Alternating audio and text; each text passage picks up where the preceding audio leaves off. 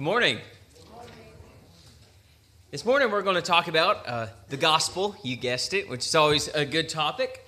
And I just want to take a moment because we often use words like gospel and kingdom. And I think sometimes we throw around the words so much they lose their meaning, right? When you throw around a word a day after day after day, it tends to lose its meaning and its depth. And so this morning I just want to look at specifically a Matthew perspective on the gospel, and specifically focusing on the idea of openness, because the gospel calls us all to openness, to this dying of the self, dying to our preconceived notions, and accepting the new way of Jesus. This is my dog, Sally. What a segue. This is my dog, Sally. My wife's dog, Sally, I should say, to be more specific. And she has a peculiar habit. So she loves fetch. She loves to play fetch. But the problem is, anytime she wants to play fetch, she'll run to me with her toy, and she doesn't want to let go of it, which I don't know if you know how fetch works, but it's very difficult to play fetch if the dog won't give you the toy they want you to throw, right? So you're sitting there, you're like, listen, I know what you want me to do, but I can't do it because you won't let me do it. You're refusing to let go. I cannot do the game that you want to play with me because you won't allow me to. And so keep that image, that idea in your head as we continue, as we read. And this is the second week in a row that the communion sermon has used a direct verse that I'm going to use as well. Brother Mike had this in his sermon. And this is Matthew 4:23. It's speaking about Jesus. He's beginning his ministry. It says, "And he went throughout all Galilee, teaching in their synagogues and proclaiming or preaching the gospel of the kingdom, the good news of the kingdom, the reign of God, and healing every disease and every affliction among the people." So I made a little diagram here. So we see Jesus, and what is he doing? He's teaching and he's proclaiming or preaching. And then he's preaching the good news of the kingdom. And what goes along with that teaching and preaching of the gospel, the good news of the kingdom? Healing. So there's this dual fold. There's this teaching, preaching, and healing of the good news of the gospel. So there are two central ideas. Jesus came to teach. I view that as explaining, right? Jesus explains the kingdom norms, how it operates, how the gospel is to be lived, how the reign of God is to be lived in its citizens. And to preach, Jesus is publicly inviting people to enter into this kingdom, to die to themselves and to enter into under the reign of Jesus as their king. And second, the good news of the kingdom did not just exist in word, right? It wasn't just good sounding words. It meant a real tangible effect, that there was real spiritual and physical healing because of the gospel. And so I want to focus on this idea of teaching and preaching that Jesus did, this explaining and this proclaiming or this invitation. What happens after Matthew 4:23? Chapter 5, correct? Chapter 5. After Matthew 4:23, we get chapter 5, and then after that, if you're following the logic here, 6, and then chapter 7. And what do we call those chapters? We typically call them the Sermon on the Mount. The Sermon on the Mount. So Matthew collects the core teachings of Jesus into one prolonged sermon, and I believe that it's a collection of all the kinds of things that you would hear Jesus say day to day if you're listening to him speak. In Mark and Luke, we see bits and pieces of the Sermon on the Mount scattered across, and then Matthew kind of brings them all together into one chunk, into one section, and he explains this sermon. And within chapters 5 through 7, we can see Jesus teaching and proclaiming, like we just read in Matthew 4:23, right? Teaching and proclaiming what the good news of the kingdom means when lived out. And what's the crowd's response at the end of this discourse, at the end of chapter 7? It says in verse 28, "And when Jesus finished these sayings, the crowds were astonished at his teaching, for he was teaching them as one who had authority, and not as their scribes." And it's interesting, the word astonished, it's literally out of mind. Jesus' teachings just blew their mind. They're like, "Oh, I've never heard anything like that. That's amazing." Because he taught differently. Because their rabbis would teach them, well, I got it from Rabbi so-and-so, and he got it from this person, and this is what this interpretation means here. And Jesus says, I'm not referring to anyone's authority. I'm saying, I have authority, and this is what it means. And this is how you live. And this struck them. He has authority. And they're astonished by this. So in chapters 5 through 7, we have this teaching and this proclaiming of the gospel of the reign of God. And then look at the second part. So we got the teaching, we got the proclaiming, but we had the healing. Remember the healing. Look at Matthew 9:35. You're going to notice familiar language. And Jesus went throughout all their cities and villages, teaching in their synagogues and proclaiming the gospel of the kingdom and healing every disease and every affliction. Anyone else getting deja vu? That's identical to 423, just different location, but same exact thing going on. What happens in chapters 8 and 9? Well, in chapter 8, we have the healing of the leper, the centurion's servant, Peter's mother-in-law, the storm to demon-possessed men. In chapter 9, we have the healing of a paralytic, Matthew being called, a woman with the discharge of blood, the sick girl, 2 blind men, and a mute man. In Matthew 9:33, it says, and when the demon had been cast out, the mute man spoke. What's the crowd's effect after they see all this healing? And the crowds marveled, saying, never was anything like this seen in Israel. And what does that sound like? Sounds like the end of the discourse in Matthew 7, that they are put out of mind at Jesus' teaching. So I made this lovely graph. Sorry if it's headache-inducing. But we got the introduction. See, Matthew 4:23, the teaching, the proclaiming, the healing. And that it's bookended by Matthew 9:35 that uses the exact same language. And in 5-7, we see the teaching and the preaching aspect of Jesus' ministry, all condensed into one prolonged sermon. And then chapters 8-9, we see the healing aspect of Jesus' mission of the gospel with the same response, right? Crowd's response, they're put out of mind in 5-7. In 8-9, the crowd's response, they're astonished. This is literary art, okay? This is literary art. It's beautiful the way Matthew had constructed this. The healing that Jesus provided was not always related to physical illness in 8 and 9, and that's a very key concept. In Matthew 9:9, it says, as Jesus passed on from there, he saw a man called Matthew sitting at the tax booth, and he said to him, follow me. And he rose and followed him. Again, we've talked about this at length. Tax collectors. How did the Jews feel about their fellow Jews who were collecting taxes on behalf of the Roman Empire? Right? Benedict Arnold, they're traitors, right? They were lower than low. And Jesus tells this man, who would be despised by his peers, he says, follow me, be my disciple. In verse 10, and as Jesus reclined at table in the house, behold, many tax collectors and sinners came and were reclining with Jesus and his disciples. These are the last people that you would have in your home. These are the last people that you'd really want to be seen with in public. In verse 11, it says, and when the Pharisees saw this, they said to his disciples, why does your teacher eat with tax collectors and sinners? But when he heard it, he said, those who are well have no need of a physician, but those who are sick. All right, chapters 8 and 9 are all about healing. But Jesus uses the same illustration about healing and sickness as it relates to spiritual sickness. So in chapters 8 and 9, it's not just about physical healing, it's about the spiritual healing as well that Jesus is accomplishing. So Matthew bookends the same statement in 4:23 and 9:35. In a very summarized sense, I believe that this encapsulates the gospel, the teachings of the kingdom, the invitation into the kingdom, and the healing of the kingdom that can be found under the reign of Jesus Christ, our King. So the teaching and preaching we see in 5-7. The healing aspect of both physical and spiritual illness we can find in 8-9. But I want to take a moment to look at the faith of those who were healed. Discussion of the gospel of the kingdom would be lacking if faith was not included in the conversation. You can't have it without it. In chapters 8 and 9, it all consists of people in crisis coming to Jesus for deliverance. That's what you'll notice. There's a sense of urgency, there's a sense of desperation, and every single instance they're coming to Jesus crying out to him for some form of deliverance, for some form of saving, of healing. And so I want to look at just 3 examples in chapters 8 and 9.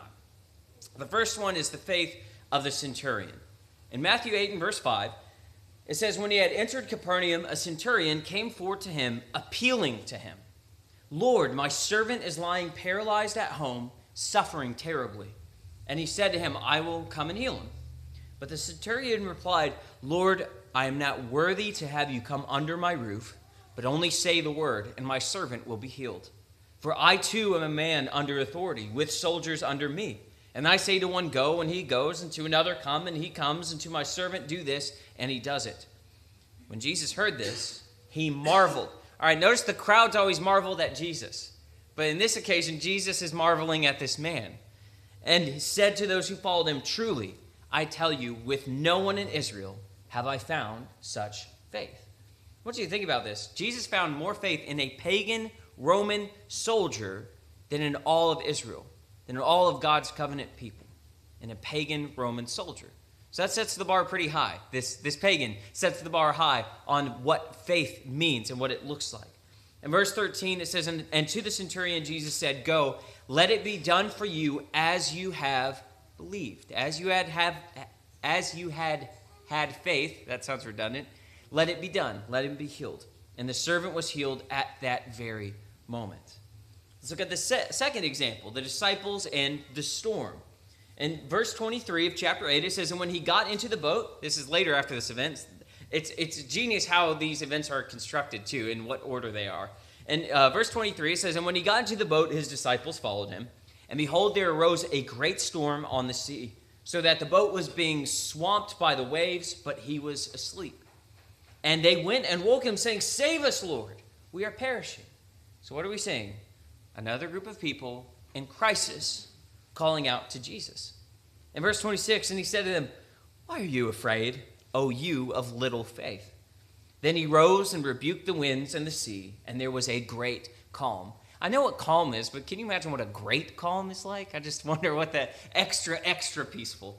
And the men marveled, saying, what sort of man is this, that even winds and sea obey him? These are his own disciples. These are the people who spend the most time with Jesus. And it's one thing to notice that little faith is greater than no faith, right? Little faith means that there is still some faith present. In the end, the result was the same as the others that were in crisis that called out to Jesus. Jesus delivered them out of their crisis when they called upon it. And then one more example, the two blind men. And Matthew, I keep wanting to go, two blind men, all right. Anyway, Matthew 9:27, it says, and as Jesus passed on from there, two blind men followed him, crying aloud, have mercy on us, Son of David. Now, this is the first time that this phrase is used of someone else in the Gospel of Matthew. And you have to remember that these are people who have grown up on Jewish scriptures. They would understand the coming Messiah would be a king who would come from the line of David. So just the fact, and it's so ironic here, that the blind are the only ones who truly see Jesus for who he is and what his role is.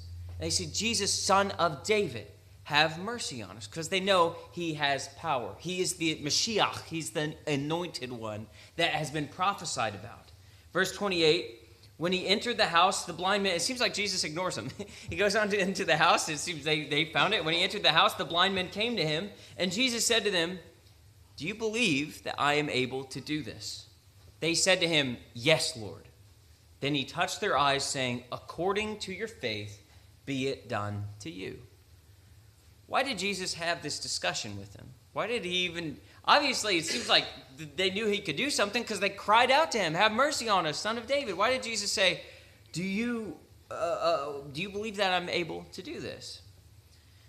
Do you think that we sometimes tell God something or ask him for something without truly meaning it? Or without really committing to what that would entail on our part if we truly believe in who he is and what we're asking him to do? Regardless, all these and more came to Jesus with different levels of crisis and with different levels of faith. And all left saved from their particular crisis. And that's what's so astounding to me. The ones who had little faith, Jesus saved them. The ones who had great faith, Jesus saved them. To those who demonstrated a form of faith, and Jesus seemed to want to make sure that they truly had it, Jesus saved them. Jesus healed them. They all came to Jesus in their moments of crisis. So the question remains, who was left out of the blessing of Jesus' good news of the kingdom? Because remember, this is all encapsulated in the gospel, how Matthew has portrayed this. 5 through 7, the teaching and the preaching of the gospel, and then of the healing that is provided in the kingdom in 8 and 9. And this is all under the same umbrella, right? The same literary arc. So who left unchanged by the news of the gospel? Who left unchanged by Jesus' teaching and his proclamation? Well, if we go back to chapter 5:20 in the teaching section, Jesus says, for I tell you, unless your righteousness exceeds that of the scribes and Pharisees, you will never enter the kingdom of heaven. And we talked about this in class a couple of weeks ago, so I'm not going to tread old ground here. But no, obviously, it seems like there's a criticism going on of the religious leaders of the day. And we can see Jesus almost mocking their format in the Sermon on the Mount. And look at 9 and verse 2. This is in the healing section. And behold, some people brought him a paralytic lying on a bed. And when Jesus saw their faith, he said to the paralytic, "Take heart, my son, your sins are forgiven." And behold, some of the scribes said to themselves, "This man is blaspheming."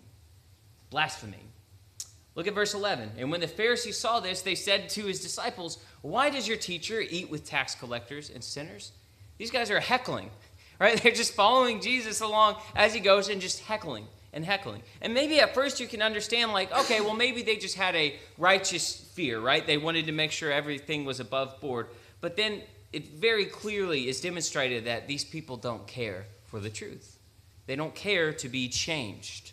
They're not open. They're not willing to open themselves up to what God is doing in the world.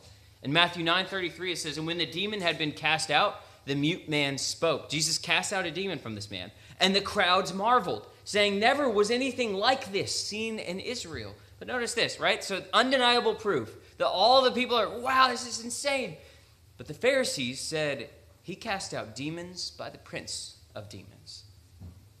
This is going beyond a level of just intellectual dishonesty. This is full-on stubbornness and closed-mindedness and a refusal to accept the truth, a refusal to be open. There's no doubt that the religious leaders thought that they truly wanted the anointed one, the son of David, to come and reign and rule over Israel. They probably talked about that in synagogue. They probably taught their disciples about that. We're looking forward to this day. That is, as long as that Messiah would rule the way that they wanted him to. See, they weren't open to what God wanted, but they were sure open to what they wanted God to do. You can't separate the deliverance that Jesus brings from the teachings of Jesus. They're part of the same gospel. See, they wanted the rain, but they didn't like what Jesus taught. And they actually didn't like the kind of rain that Jesus was bringing about because they weren't open to it. Their minds were set. They were rigid. They were not moving anywhere.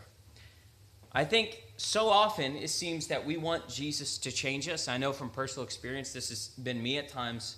We want Jesus to change us. We want him to be with us. We want him to answer us. But we remain completely closed off to actually letting him change us. You know, how many times have you prayed, "Lord, help me have more patience"? But then the moment someone, your child starts to get on your nerves and you snap, right? Someone cuts you off in traffic and you lose your mind. Oh, did you mean it? Just like when Jesus asked those blind men, "Do you really believe I'm able to do this?" We come to Jesus with all these things and we mindlessly ask him and we mindlessly pray for things sometimes and we mindlessly sing things a lot, right? Like, "None of self, all of thee." And then what do we go home and do? We focus on me, what I want. We go back and forth. We don't know what we truly want, or we're not open to what Jesus wants to do with us. We're more concerned with what we want Jesus to do for us. And that's not at the heart of the gospel. And so the final point is to be malleable. Be malleable.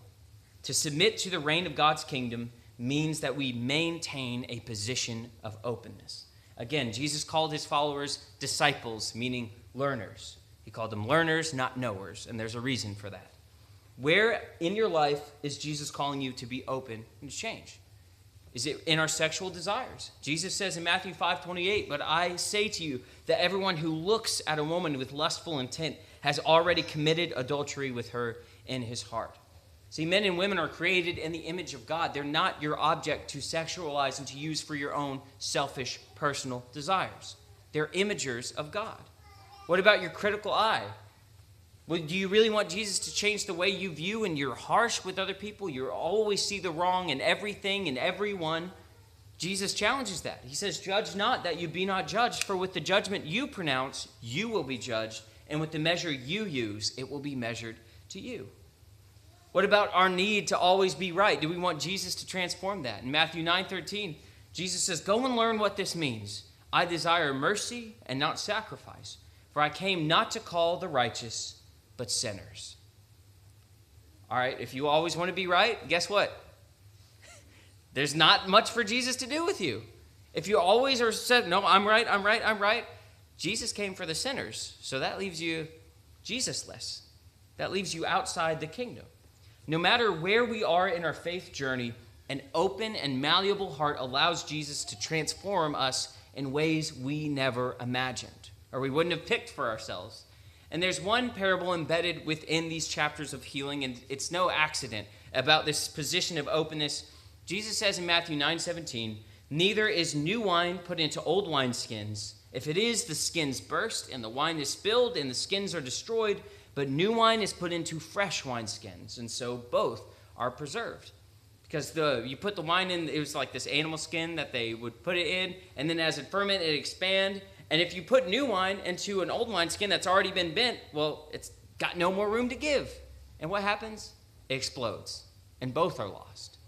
So we need to be that new wineskin that can change, that's willing to move as God directs us. In John 3:8, I can't help but think of this verse when Jesus is speaking to Nicodemus. He says, "The wind blows where it wishes, and you hear its sound, but you do not know where it comes from or where it goes. So it is with everyone who is born of the Spirit." That there are forces, the forces of darkness that are at play that are trying to bend us to the prince of darkness, right? To do selfish, harmful things to us, to God, to the world, to the people around us. And then there's the way of the Spirit, the way of life in the Spirit, who calls us to peace and self-control and goodness and love and purity.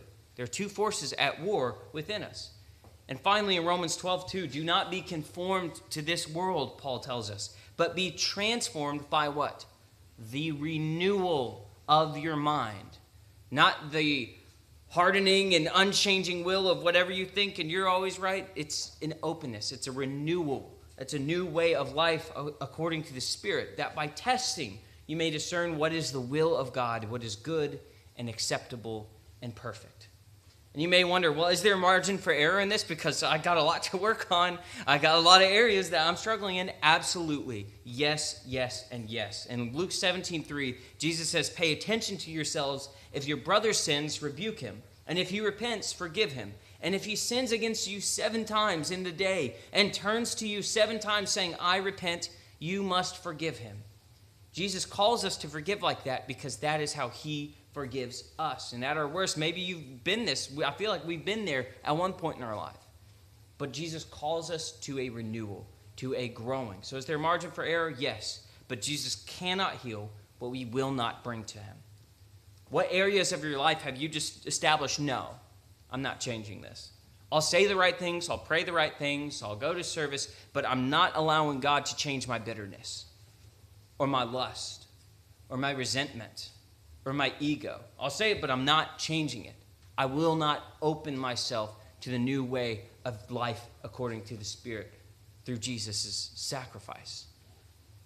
My final question is, will you open your heart to Jesus in faith? Whether you're a potential Christian or you've been a Christian for years, we have to ask ourselves, am I open to the way that Jesus has brought about through his sacrifice, through his resurrection? If you're not a Christian, if you have not been baptized for the remission of your sins, then you're missing out of the kingdom. You're missing out the way of life. You're missing out on the healing that Jesus can provide and the change that Jesus can bring to your crisis. If you would like to become a Christian, we ask that you come forward as we stand and sing.